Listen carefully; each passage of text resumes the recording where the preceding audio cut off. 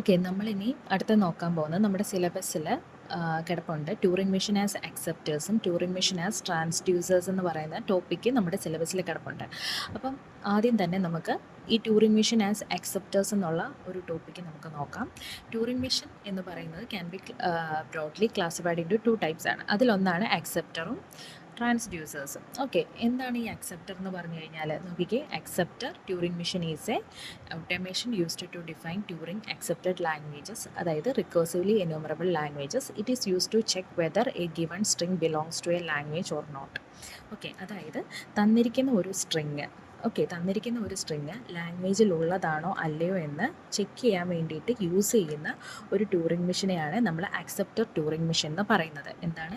തന്നിരിക്കുന്ന ഒരു സ്ട്രിങ്, ഇപ്പോൾ തന്നിരിക്കുന്ന ഏതെങ്കിലും ഒരു സ്ട്രിങ്, ആ സ്ട്രിങ് ഈ ലാംഗ്വേജിൽ ഉള്ളതാണോ അല്ലയോ എന്ന് ചെക്ക് ചെയ്യാൻ വേണ്ടിയിട്ട് യൂസ് ചെയ്യുന്ന ഒരു ട്യൂറിംഗ് മെഷീനെയാണ് നമ്മൾ അക്സെപ്റ്റർ ട്യൂറിംഗ് മെഷീൻ എന്ന് പറയുന്നത്.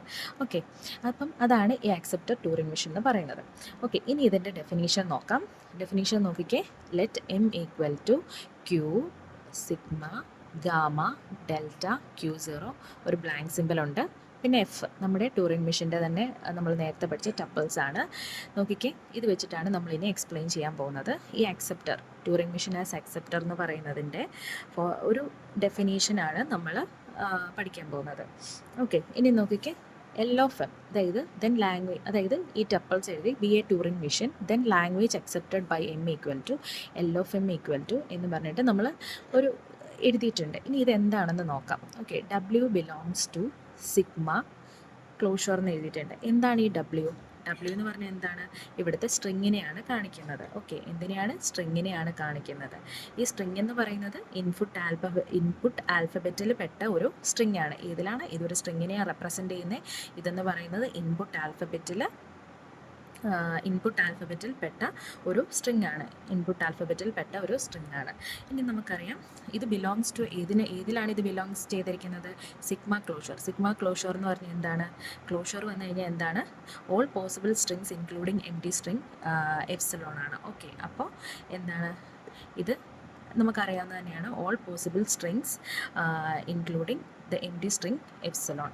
ഓക്കെ, ഇനി നോക്കിക്കേ, Q0W. ഈ Q0W എന്ന് പറഞ്ഞാൽ ഈ Q0Wയിലാണ് ഇവിടെ കമ്പ്യൂട്ടേഷൻസ് സ്റ്റാർട്ട് ചെയ്യുന്നത്.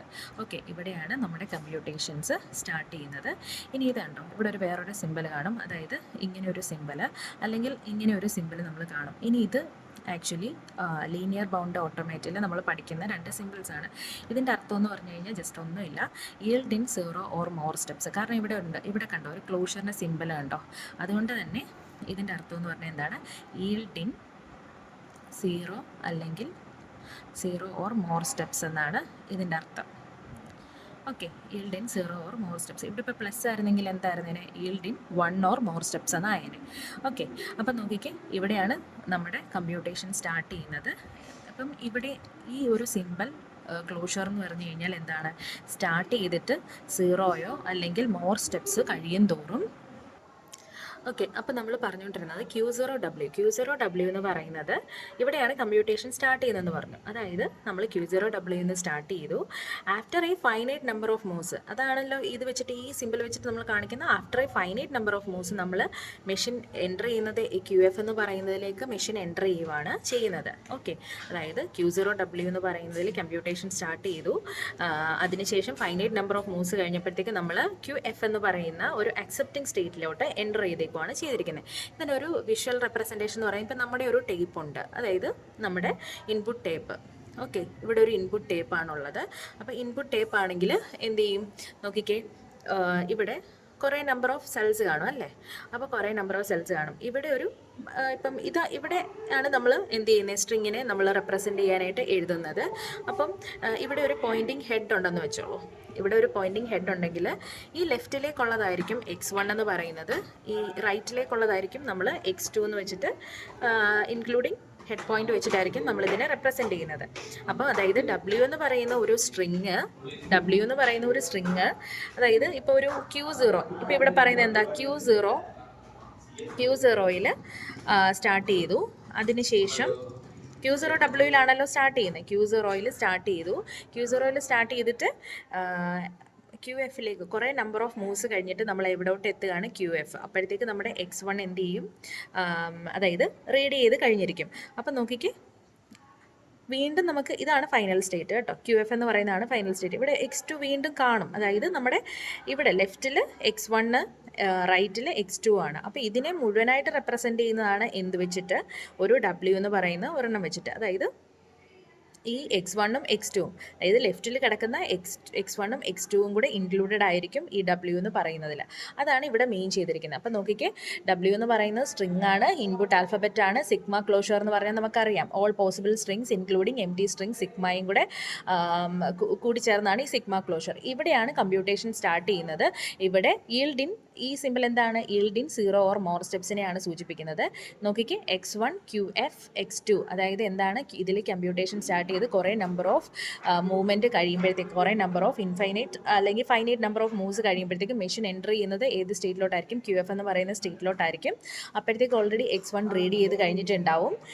അതിനുശേഷം ഇത് നോക്കിക്കേ, x1 എന്ന് പറയുന്നത് ലെഫ്റ്റിലേക്കും x2 എന്ന് പറയുന്നത് റൈറ്റിലേക്കും, അതായത് ഇവിടെ റൈറ്റിനെയാണ് സൂചിപ്പിക്കുന്നത്. അപ്പം നോക്കിക്ക്, ഇത് അതാണ് ഇവിടെ മീൻ ചെയ്യുന്നത്. ഫോർ സം QF എന്ന് പറയുന്നത് ബിലോങ്സ് ടു ഫൈനൽ സ്റ്റേറ്റ് ആണ്, അല്ലേ?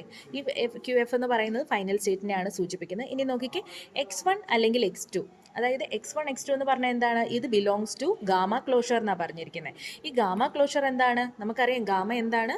ഗാമ എന്ന് പറയുന്നത് ടേപ്പ് സിമ്പിൾ ആണ്, അല്ലേ? ഗാമ എന്ന് പറയുന്നത് ടേപ്പ് സിമ്പിൾ ആണ്. ഓക്കെ, ഗാമ എന്ന് പറയുന്ന ടേപ്പ് സിമ്പിളാണ്.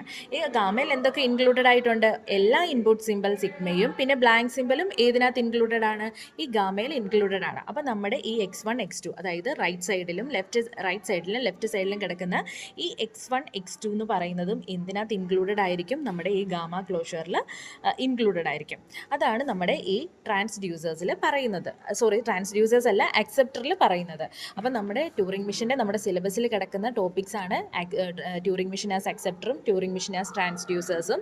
അപ്പോൾ അതിൽ നമ്മൾ ട്യൂറിംഗ് മെഷീൻ ആസ് അക്സെപ്റ്റേഴ്സ് എന്ന് പറയുന്ന ടോപ്പിക്കാണ് ഇപ്പം പറഞ്ഞത്. ഓക്കെ, ഇനി നോക്കിക്കേ, the language of M is a set of all strings W over the input alphabet sigma such that when M starts on W it eventually enters some final state in F.